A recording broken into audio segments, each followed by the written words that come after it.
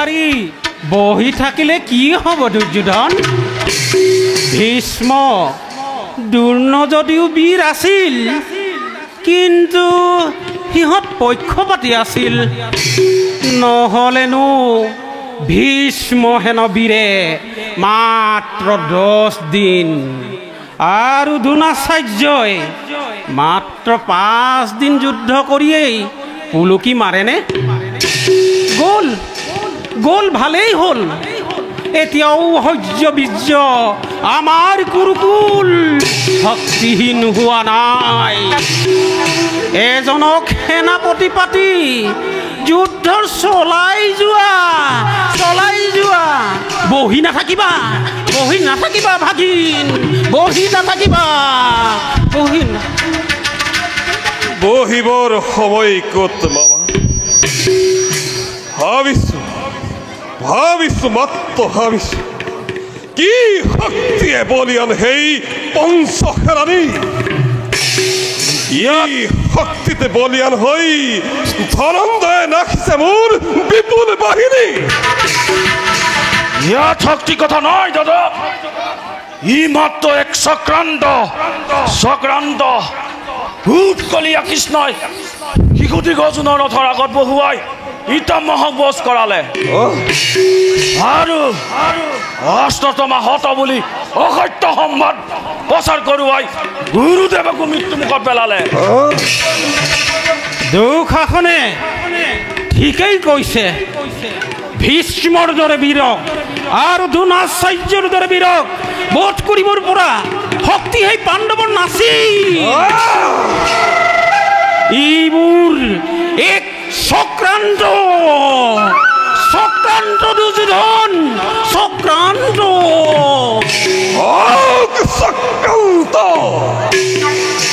এইবাৰ ব্যৰ্থ কৰিম মামা।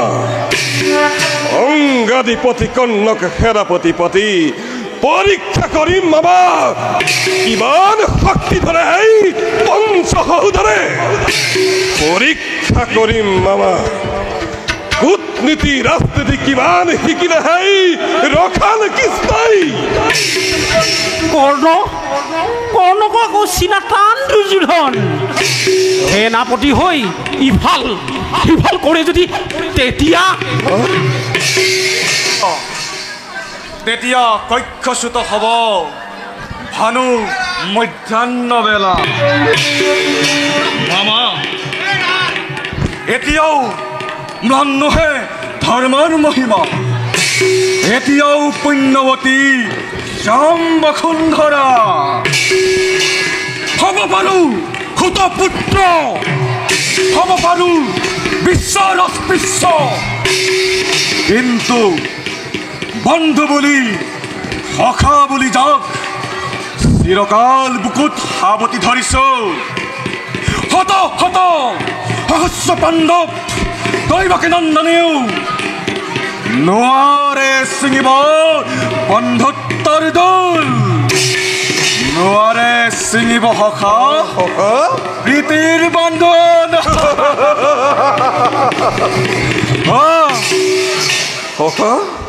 সকলো জানো, সেয়েহে তোমাক এইবাৰ সেনাপতি পদত মই বিভূষিত কৰিব খুজিছো। ধন্য, হতধন্য। হাই দুঃশাসন দাদা, অতি শিক্ষা কৰো বাহিনীতে কৰা ঘোষণা। শিক্ষাই যুদ্ধযাত্ৰাৰ কৰিম আয়োজন। অংগৰাজ কন্যা হ'ব এবাৰ সেনাপতি নিজে। হাই দাদা,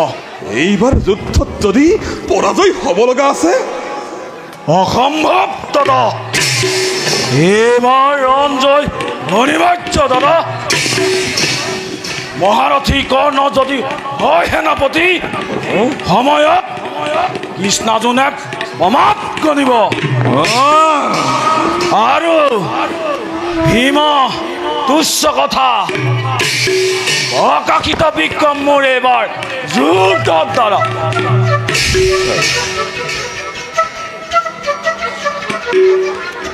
পৰিমাণ দিম তাক দুঃশাসন কোন। সামান্য ৰাক্ষসক বোধ কৰি পাৰ হলি তই আপোন শক্তিক ভীমৰ দুঃশাসনত ৰক্তপানৰ প্ৰতিজ্ঞা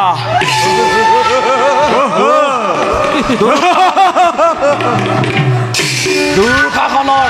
ৰক্তপান প্ৰতিজ্ঞা ভীমৰ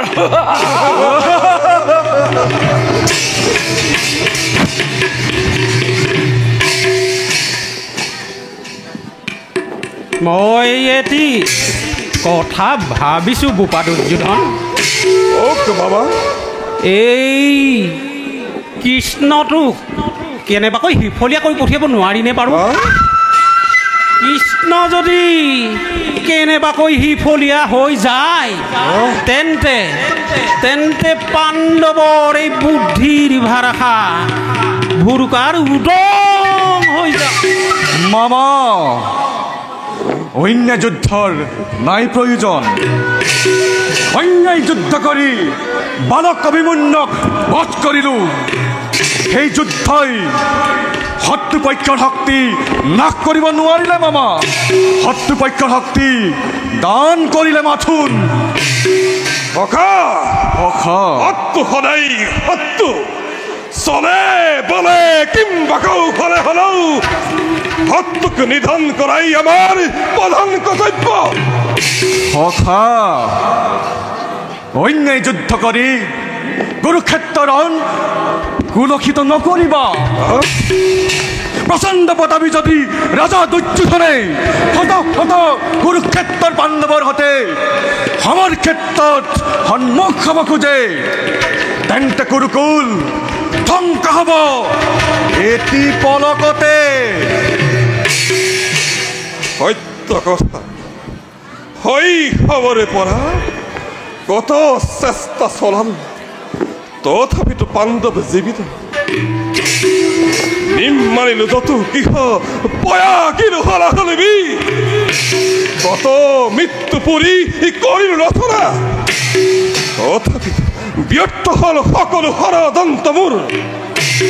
সত্য এইবাৰ ৰুদ্ধ ধৰি কুৰু বাহিনীয়ে প্ৰৱেশ কৰিব কুৰুক্ষেত্ৰত অন্যায় নাই প্ৰয়োজন শক্তিহীন নহয় দুৰ্যোধন এতিয়াও জীৱিত কৰ্ণ দুঃশাসন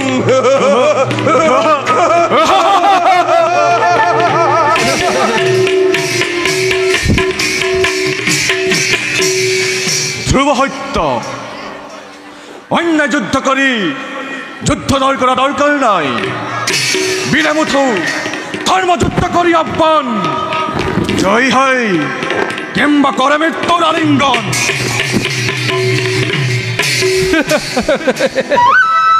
আজি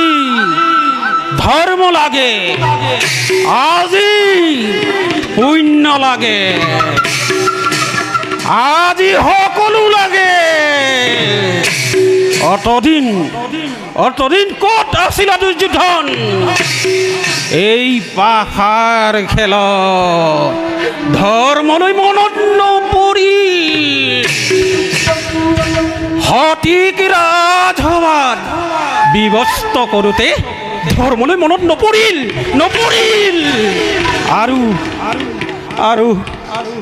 আৰু মোৰ পিঠা এটিকৈ ৯৯টি ভাতৃক এমুঠিৰ অন্নৰ বাবে অন্ধৰ কাৰাগাৰত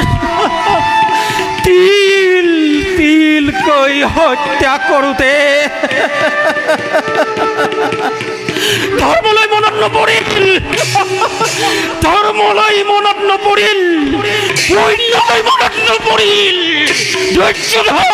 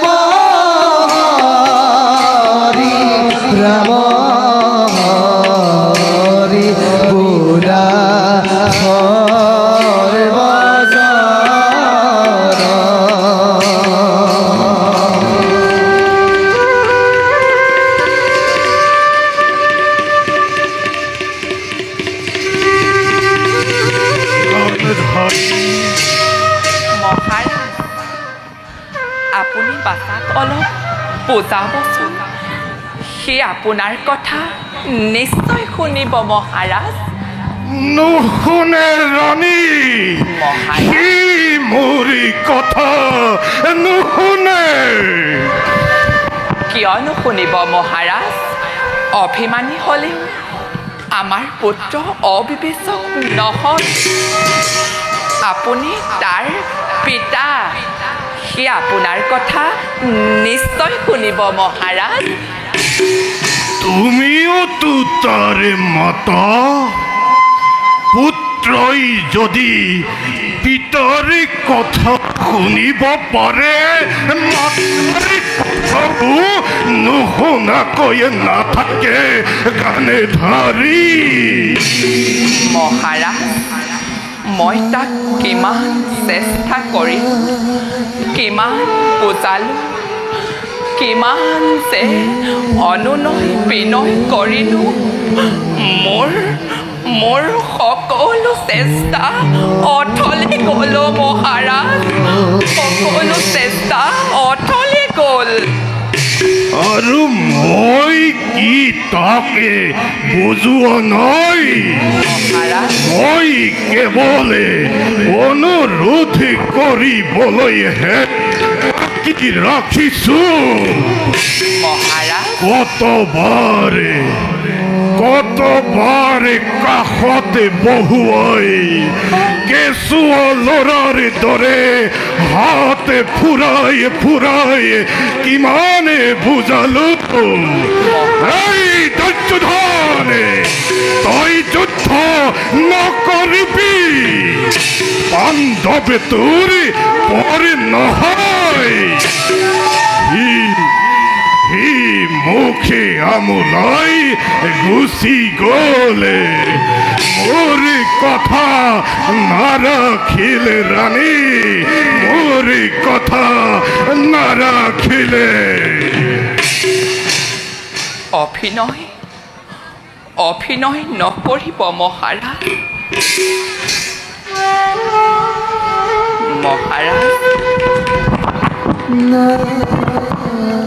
কি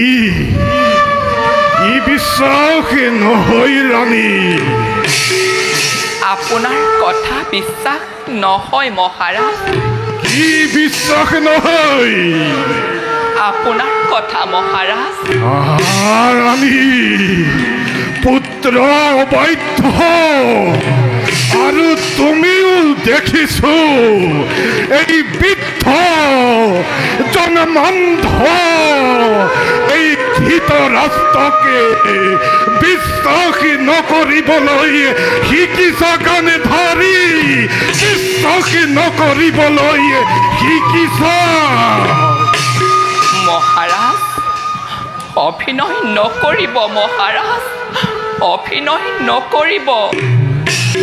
কুৰুক্ষেত্ৰ ৰণৰ কৌৰৱৰ পিতা আপুনি ইয়াৰ ক্ষেত্ৰত আপুনি বেছিকৈ দায়ী মহাৰাজ আপুনি বেছিকৈ দায়ী শাস্তি দিয়া ৰাণী তুমি ৰাজেশ্বৰী ৰাজমাতা মোক যিমান পাৰা সিমানে শাস্তি দিয়া ৰাণী শাস্তি দিয়া এটাকৈ ৯৭টাৰ পুত্ৰৰ মৃত্যু দেখি যাৰ বকো নকমিল তেনে কাটছে দিয়া তেনে পাষাণক এই অবলা নাৰীয়ে কি শাস্তি দিব মহাৰাজ কি শাস্তি দিব পুত্ৰ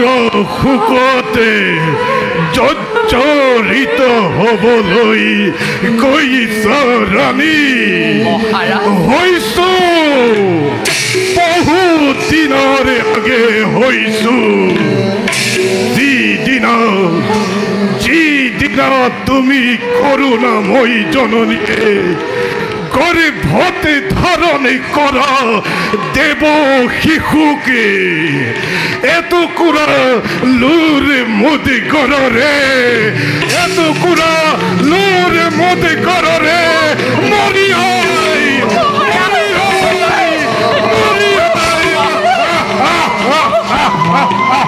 এটুকুৰা মাতে হপিন্দতে পৰিণত কৰেছিল গানেধাৰী সেই দিনই মই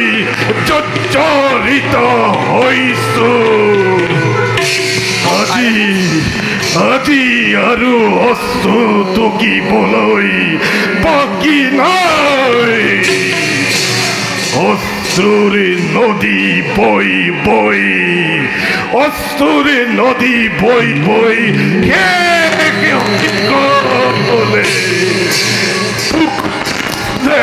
নিজৰা পুখুৰী স্নেহৰে নিজৰা শুকাই শিলৰে তলি পালে গৈ গানে ধাৰি শিলৰে তলি পালে গৈ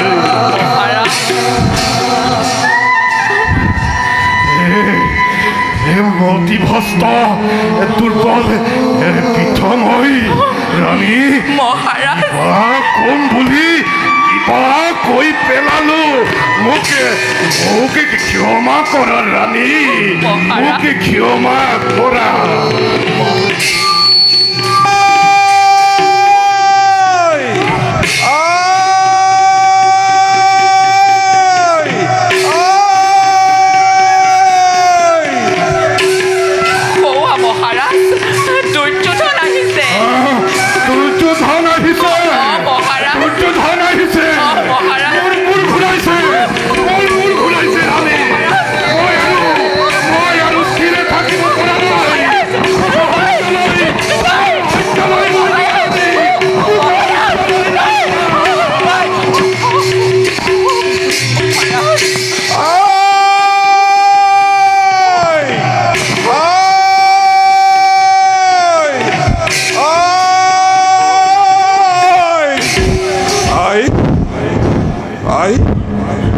কোনে মাতি পেলাইছিলে আই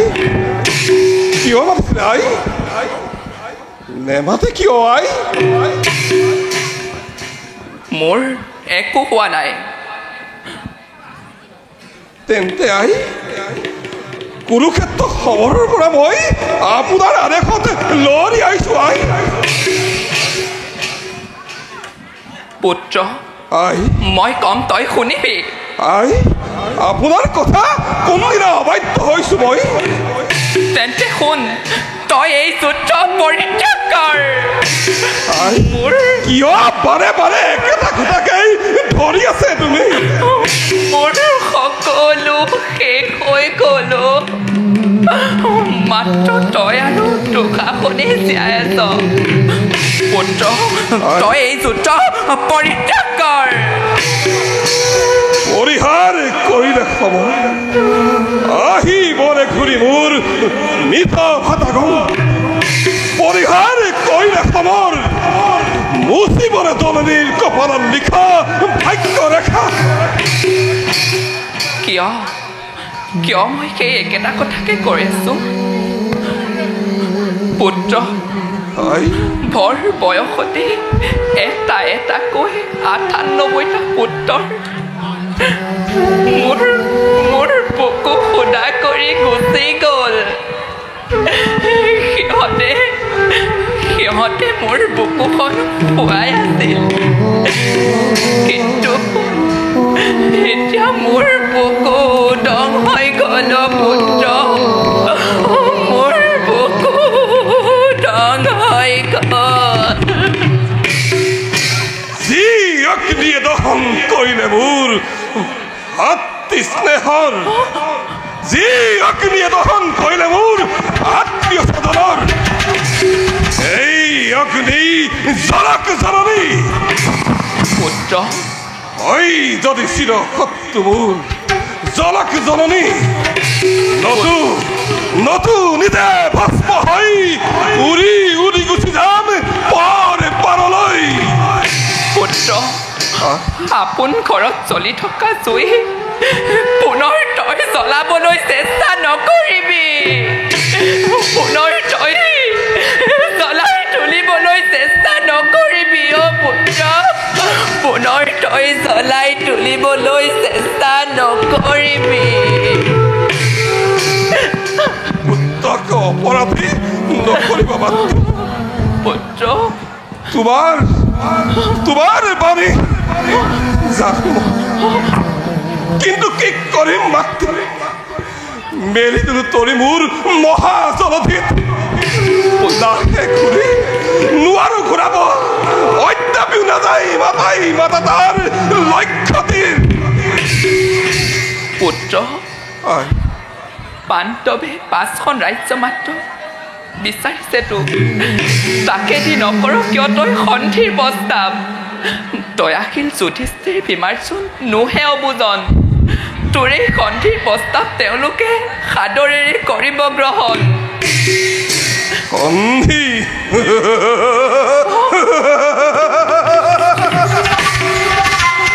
কৌৰৱৰ সন্ধি মাতা পাণ্ডৱৰ সতে তাত ক্ষতি কি ক্ষতি একো নাই মাতা পুত্ৰ এই সন্ধিৰ বাবে যুদ্ধ আয়োজন হোৱা নাছিল এই সন্ধিৰ বাবে লক্ষ লক্ষ বীৰে প্ৰাণৰ মমতা এৰি বিয়োজন কৰা নাই উৎপাদৰ দৰে ৰং এইবোৰ মাতৃ জন্মময় খেতিয়ক বীৰময় চন্দ্ৰবংশীৰ ৰাজ ৰজেশ্বৰ প্ৰাণৰ ভয়ত পুৰুষৰ দৰে পাণ্ডৱৰ সৈতে প্ৰাণ ভিক্ষাৰ সন্ধি মই নকৰো পুত্ৰ হে মাত সন্মুখত মোৰ জন্মদাতা মাত কাষত সৌৱা শয্যা জন্মদাতা পিতা দুয়োকে পুনৰাই মই কৰো নিবেদন যুদ্ধ ত্যাগী পাণ্ডৱক মই প্ৰাণান্তে নিদিও পুত্ৰ হ'ব লগা আছে যদি সুৰৰ হস্তিনাথ হওক চৰকাৰ দিব লগা আছে যদি নিজ পাণ্ডন দিম ৰক্ত ৰংগগাৰ পিতা পুত্ৰ পিতা পিতা আশীৰ্বাদী কৰিছো পুত্ৰ যুদ্ধত যেনে জয় হয় তোৰে পিতৃ পদে যেন চিৰমতিৰ আৰু যদি হয় পৰাজয় আপোনাৰ সন্তান মই নাই মৃত্যুৰ ভাই আপোনাৰ সন্তান মই নাই মৃত্যুৰ ভাই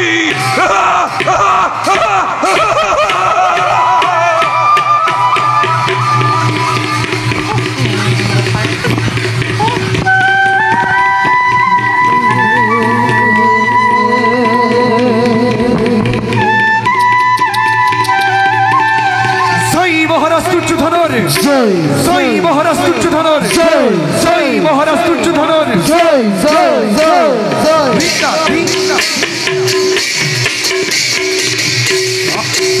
ধ্বজাতা করি চলে দুর্যোধন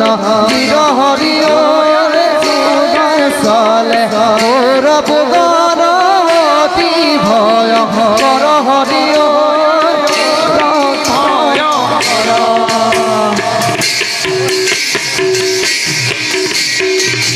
হরি হেন জানি নর লোকে রিয়া ৰিয়ানো কাম হৰি ঐ আৰে ৰিয়ানো কাম আৰে ৰাম হৰি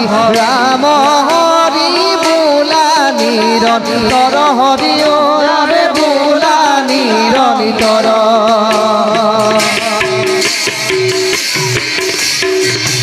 জয় পাণ্ডৱৰ জয় জয় পাণ্ডৱৰ জয় জয় পাণ্ডৱৰ জয় জয় জয় যুদ্ধ যাতা কৰি চলে পাণ্ডৱৰে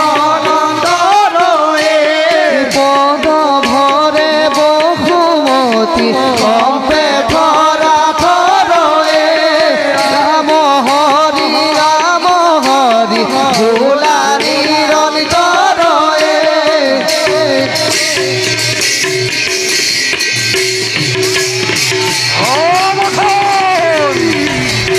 জয় লাগিল ৰণ জয় অতি ভয়ংকৰ অতি ভয়ংকৰ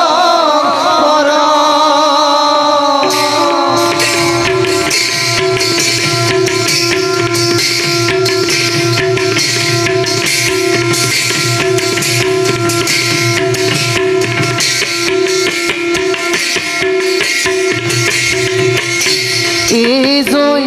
লাগিল ৰণ জয় লাগিল জয় অতি ভয়ংকৰ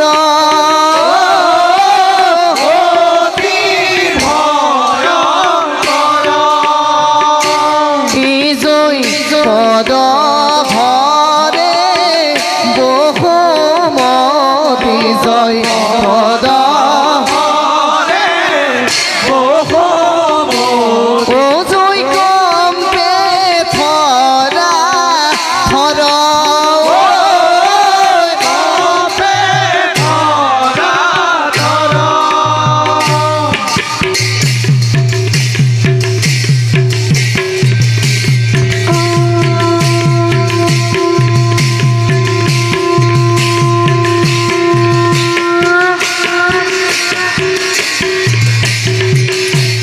জয় ৰাম হৰি জয় ৰাম হৰি বোলা নিৰন্তৰ বোলা নিৰন্তৰ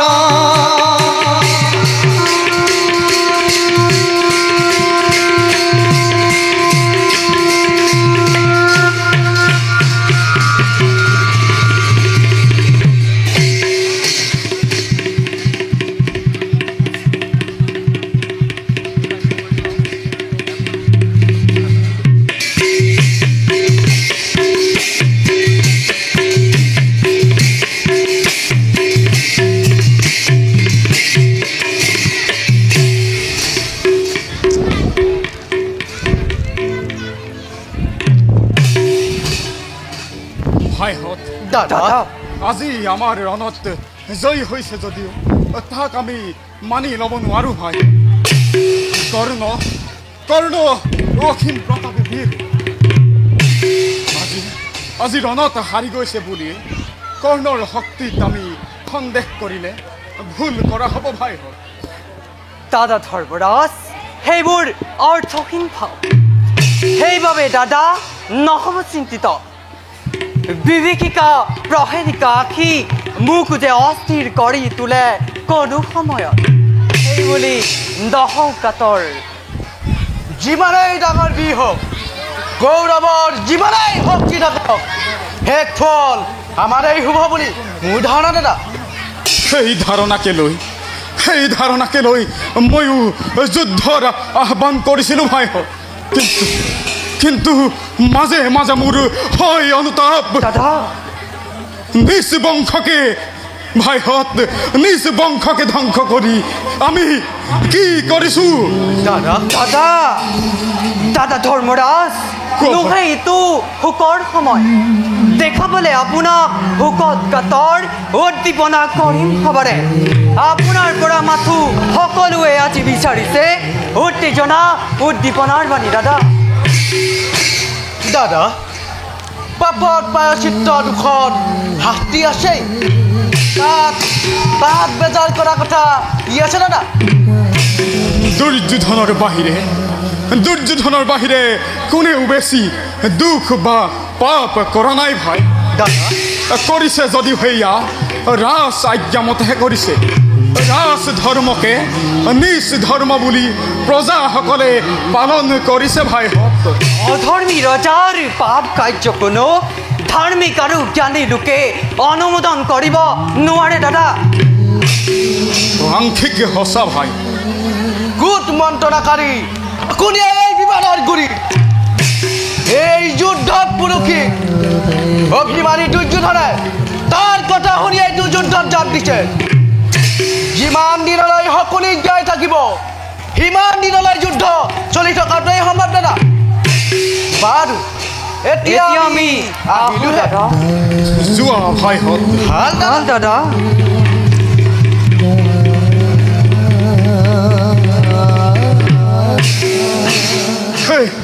হে অনাদি অনন্ত ব্যক্ত নিরাকার নিরঞ্জন তুমি আদি প্রভু তুমি এই অনাদি এই অধম সন্তান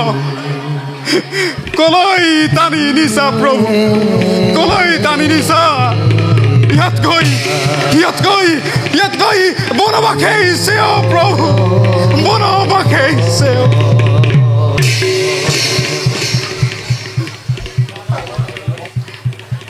ভাতৃ দাদা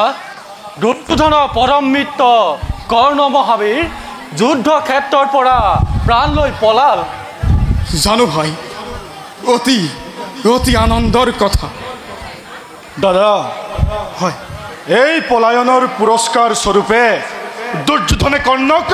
অংগদেশে আগতেই দান কৰি থৈছিল কিন্তু দুৰ্যোধনৰ ধৈৰ্য প্ৰশংসা নকৰি নোৱাৰি দাদা এতিয়াও অচলতল এতিয়াও বুকুদাত ভাইহঁত মানুহ স্বৰূপে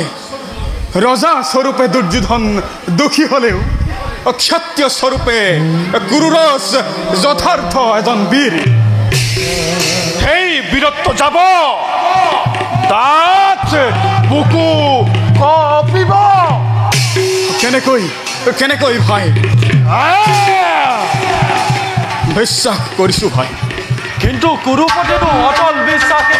কৰ্ণৰ ওপৰত দাদা অযোগ্যক বিশ্বাস কৰা নাই ফাল্গুনী হ'ব পাৰে যোগ্যজন কিন্তু এনেদৰে যুদ্ধ ক্ষেত্ৰৰ পৰা পলাবলৈ হ'লে সেই বিশ্বাস কিমান দিন অটুট থাকিব মোৰ ধাৰণা হৈছে কৰ্ণই এইবাৰ ৰুদ্ৰমূৰ্তি ধাৰণ কৰিব হয় ভাই মোৰো সেই একেই ধাৰণা লাগিছে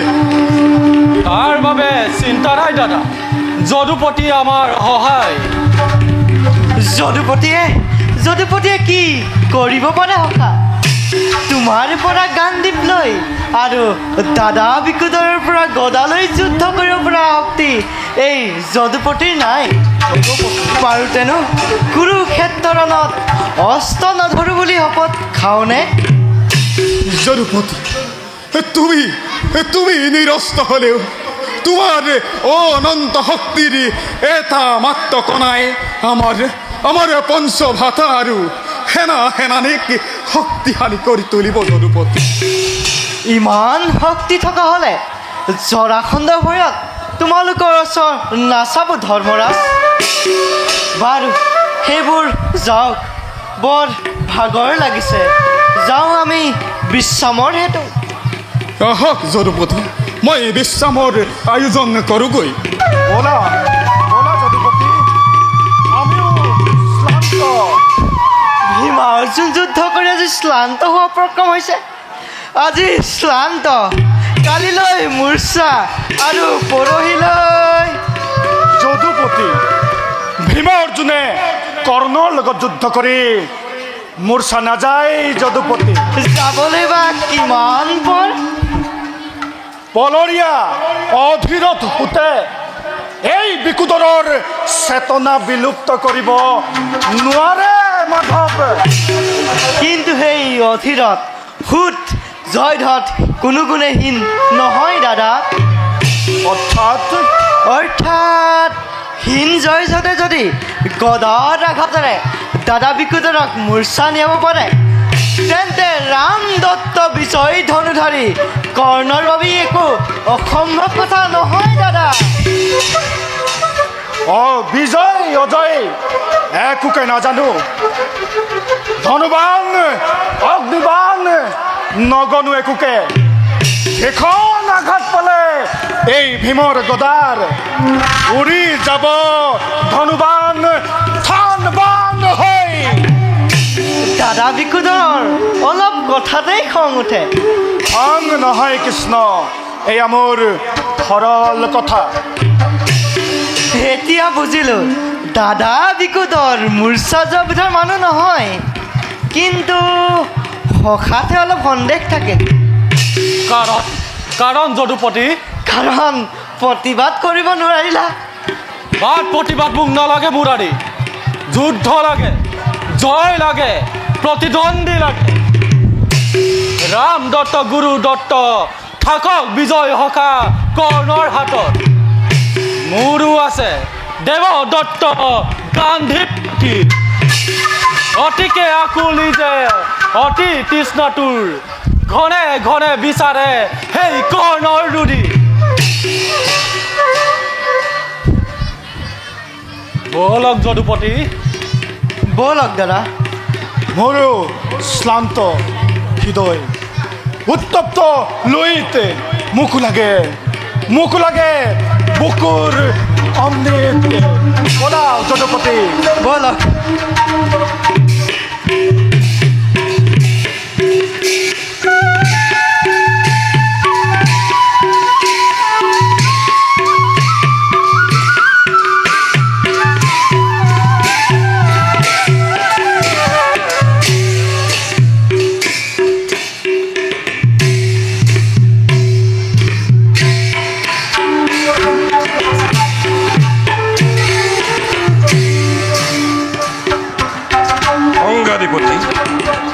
পাণ্ডৱৰ পৰাজয় বাৰ্তা কৰি সুখী হ'ল তিৰস্কাৰ নকৰিবা সখা তিৰস্কাৰ কৰা নাই এইয়া তোমাৰ গুণালোকিতহে কৰিছো সখা কি কৰ্ণ এতিয়াও জীয়াই আছে এটা সামান্য পলৰীয়া সৈন্যৰ জীয়াই থকাৰ কোনো লাভ নাই অংগদীপতি গুৰুপতি ই আজি কেনে ব্যৱহাৰ কৌৰৱৰ শ্ৰেষ্ঠ সেনাপতি মহাৰথী কৰ্ণৰ যোগ্য ব্যৱহাৰ গুৰুপতি কৌৰৱ কৰ্ণক অধৈৰ্য নকৰিবা তৃপ্ত নকৰিবা উকুতি দেখুৱাবলৈ নাৰিকাম নকৰিবা অংগৰাজ মহাৰাজ জানো তুমি মহাৰাজ প্ৰচণ্ড প্ৰতাপী জানো তুমি বীৰ নোহোৱা ৰমণী সহায়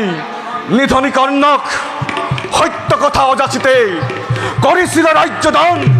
কৰিছিল মণিমুক্ত দান সেই বুলি কৰ্ণই নকৰে সত্য এনে অপমান তেন্তে দুৰ্যোধনে কেনেদৰে সহিব এনে অপমান কি অপমান যুদ্ধৰ পৰাজয়ৰ অপমান কৌৰৱৰ সেনাপতি পলায়ৰ অপমান পাণ্ডৱৰ শিবিৰত জনে জনে কৰিছে প্ৰচাৰ মোৰ কলংক কাহিনী বাটে ঘাটে কৰিছে আলোচনা পৰবাসী পাণ্ডৱৰ নিপুণ চানেকি চাই ৰণবৃত্তৰা মহাৰাজ নালাগে বুজাব বুজিছো অন্তৰৰ মেনু বেদনাৰ ৰেখা নিদাৰুণ নিয়তিয়ে গোপনে গোপনে আহি ভাগ্য চক্ৰ মোৰ প্ৰতিকূলে দিছিল ঘূৰাই কিন্তু এবার হাজার কামাই নোয়ারে কাকি বসব নোয়ারে তরিব ষড়যন্ত্র জাল হকা দিয়ামুখ হু নিপুণ হারথী এজন হেক করু ক্ষেত্রণ উজনাও কৌরবর কীর্তি অগণন মত্তৰাজ কুৰুপতি কৰিবাৰে সাৰথী স্বীকাৰ আদেশ যদিহে কৰে কৌৰৱেশ্বৰে অৱশ্যে কৰিব লাগিব আদেশ নহয় এইয়া মোৰ অনুৰোধ আনন্দৰে মই কৰিলোঁ স্বীকাৰ চোৱাক মহাৰাজ হকা সুস্থিৰ বিশ্ৰাম কৰাগৈ যুদ্ধৰ চিন্তা কৰি মস্তিষ্ক উত্তপ্ত কৰিব নালাগে তৰিবৰ বিনিদ্ৰ ৰজনী বলক মদ্ৰপতি ব'লা অংগৰাজ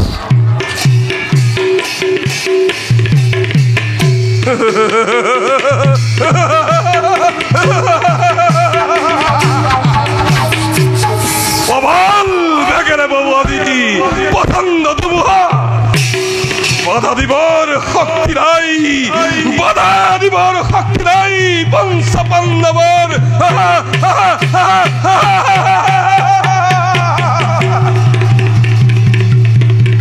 বাধা দিবৰ শক্তি থাকিলে কি কৰিবা দুৰ্যোধন চকুৰ আগত ভীষ্ম গৈছে দুৰ্ণ গৈছে আৰু কৰ্ণও পলাইছে অথচ এতিয়াও কৈ আছা বাধা দিবৰ শক্তি নাই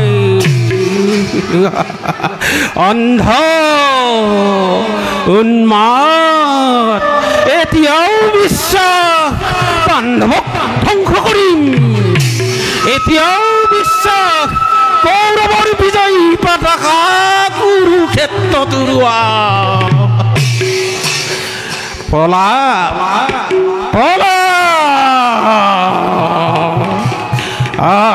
তেজৰি পিৰণি থাকে মানে এই পলাপ থাকিব যিদিনা তেজ চেঁচা পৰি গোট মাৰিব আৰু এই টনটনীয়া শিৰবোৰ কোচ খাই বিট সগুণৰ ঠোঁটৰ আগত ওলমি থাকিব সেইদিনা ক'ত যাব এই পলাপ ক'ত থাকিব এই উন্মাদনা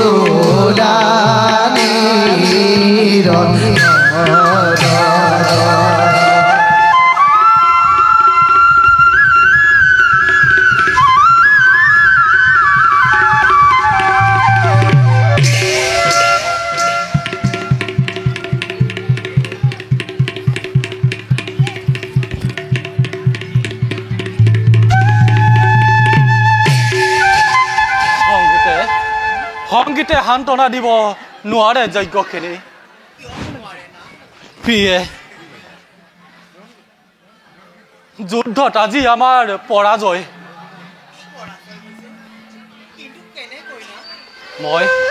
মই অশ্বত্থামাৰ লগত লাগি থাকোঁতে কৰ্ণই দুৰ্জয় বিক্ৰমে আমাৰ বেহু ভেদ কৰি সকলোকে পৰাস্ত কৰিলে দাদা নকুল সহদেৱ সকলো পলাল ধৰ্মৰাজে আপ্ৰাণ চেষ্টা চলাইছিল যদিও সেই চেষ্টা ব্যৰ্থ হ'ল তাৰ বাবে একো চিন্তা নকৰিব প্ৰিয়তম হোৱা কথাটো হৈ গ'ল হ'ব পাৰে কিন্তু আজি ধৰ্মৰাজৰ আগত কেনেকৈ মুখ দেখুৱাম কিদৰে প্ৰবোধ দিম মই দাদাক মই যদি গুৰু থাকি সেই কৰ্ণক প্ৰতিৰোধ কৰিলোহেঁতেন প্ৰিয়তম অনুতাপ কৰিলে কি হ'ব হোৱা কথাটো হৈয়ে গ'ল প্ৰিয়তম হয় আক্ষেপ কৰি লাভ নাই সঁচা কিন্তু আজিৰ জয়ে সেই অভিমানী দুৰ্যোধনৰ তেজ দুগুণে বৃদ্ধি কৰিব প্ৰতিদিনে পৰাস্ত হৈ ভগদুৎসাহিত হোৱা কুৰুক্ষেত্ৰৰ সেনানীৰ মনোবল বৃদ্ধি কৰিব এদিনৰ পৰাজয়ে আমাৰ সেনাক হতাশ কৰিব নোৱাৰে প্ৰিয়তম যদি ধৰ্ম আছে যদি পাপ পুণ্যৰ বিচাৰ আছে তেন্তে সেই দুৰ্যোধনৰ এদিনৰ ফল শোচনীয় হ'বই হ'ব প্ৰিয়তম কৃষ্ণ তুমি কোৱাই কথা যেন সত্য হয় প্ৰিয়তম হৌৱা মহাৰাজ আহিছে প্ৰিয়তম হয় আহিছে যোৱা তুমি শুশ্ৰূষাৰ ব্যৱস্থা কৰাগৈ আহিছোঁ প্ৰিয়তম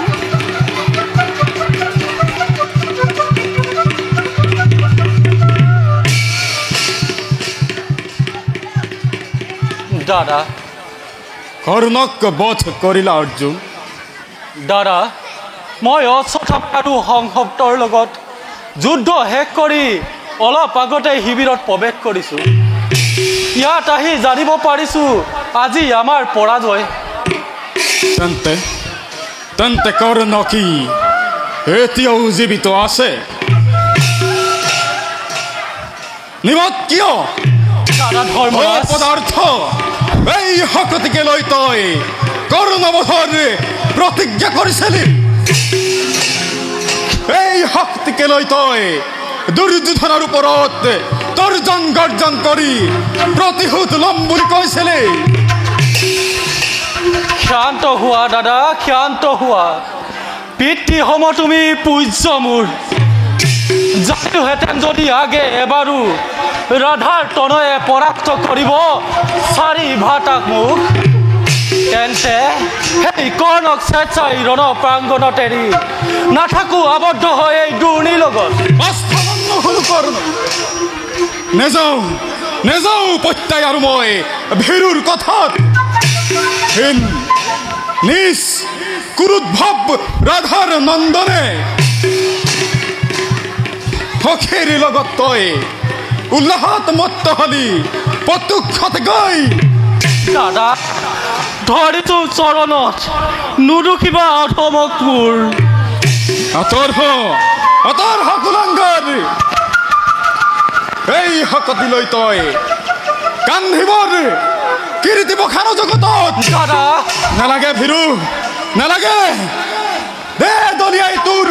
অকামিলা কান্ধিবৰ নাই জগতত গান দেৱ তুচ্ছ জ্ঞান কৰিলা আবুদ লোৱা তাৰ পুৰস্কাৰ নিৰ্মম নিষ্ঠুৰ মূৰ্খ মাটিৰ মানুহ মাটিতে নিয়তি মাথো জনম মৃত্যুৰ যদুপতি গান্ধীক যিজনে কৰিব তিৰস্কাৰ জ্ঞান ভাতৃ হওক গুৰু হওক বিৰাখিব ফাল্গুনীয়ে এই সত্য অংগীকাৰ ধৰ্মৰাজ শ্ৰেষ্ঠ যাৰ পিতৃ তুল্য যাৰ তেনে গুৰুক নাখি নালাগে কৰিব পাৰ্থ তুমি সত্য অংগীকাৰ তেন্তে তেন্তে কি ব্যৰ্থ মোৰ সত্য অংগীকাৰ কদাপি নহয় ব্যৰ্থ আছে অন্য উপায় উপায় কি উপায় যদুপতি বিস্মিত নহ'ব পাৰ্থ যদিহে ল'ব নোৱাৰা তুমি নিন্দুকৰ প্ৰাণদান তেন্তে প্ৰতিজ্ঞা আছিল তব নিজ প্ৰাণদান সত্য সত্য যদুপতি আছিলো বিস্মিত